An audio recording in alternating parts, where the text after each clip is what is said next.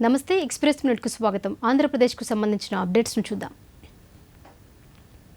Singapore పర్యటనలో బిజీగా ఉన్నారు ఏపీ సీఎం చంద్రబాబు. సింగపూర్ షాంగ్రీలా హోటల్లో ఇస్కందర్ మలేసియా ప్రతినిధులతో సమావేశమై వారిచ్చిన ప్రజెంటేషన్ను చూశారు.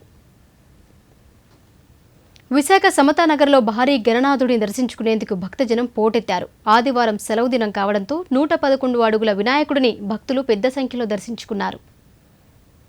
చిత్తూరు జిల్లా వడ్డి గ్రామంలో నిమజ్జన వేడుకల్లో అపశృతి చోటు చేసుకుంది. వ్యక్తిగత కారణాలతో కొందరు వ్యక్తులు కలర్ నీళ్లలో యాసిడ్ కలిపి చల్లారు. ఘటనలో పలువురికి తీవ్ర గాయాలయ్యాయి.